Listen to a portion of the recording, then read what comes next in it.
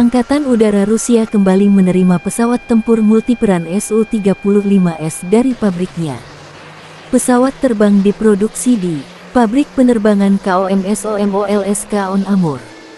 Sebelum diterima oleh Kementerian Pertahanan Rusia, pesawat tempur multiperan Su-35S generasi 4++ menjalani siklus uji darat dan penerbangan dalam berbagai mode operasi dan terbang dari lapangan terbang NAS ke pangkalan mereka.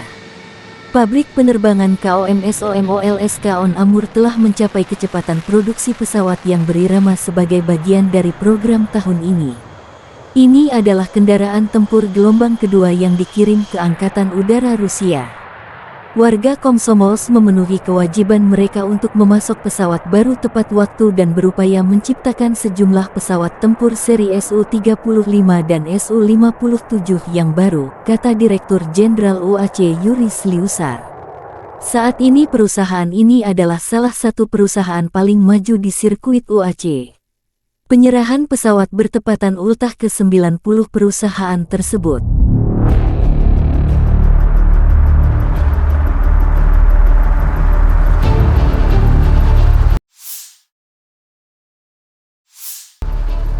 Suasana penggerebekan kelompok pengintaian Rusia terhadap posisi tim pengintai angkatan bersenjata Ukraina di malam hari. Video dipublikasikan Russian Army tanggal 9 Mei. Tim pengintai Rusia menyergap tim pengintai Ukraina. Sejumlah personel Ukraina menyerah untuk alasan keselamatan. Kerja bagus, sejumlah tawanan dibawa, demikian keterangan videonya.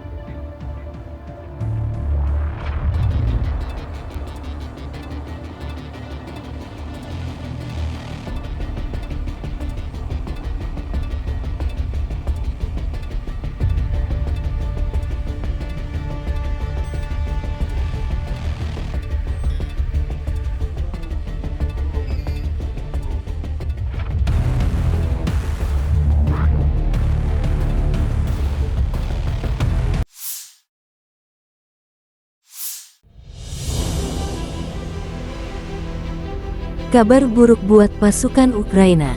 Angkatan Darat Rusia berhasil mencapai pusat Uroshain di persimpangan Zaporozhye dan DPR.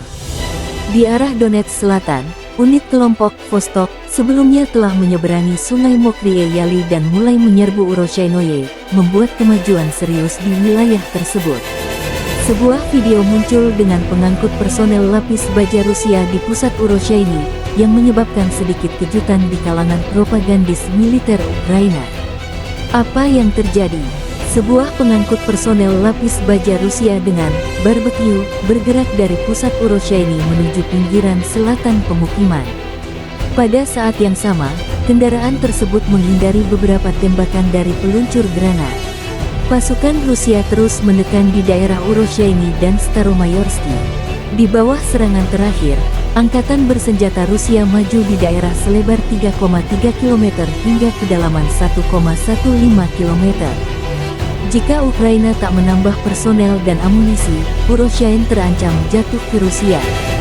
Wilayah strategis di persimpangan Zaporizhia dan Donetsk akan menjadi benteng pertahanan kuat untuk Rusia melanjutkan invasinya.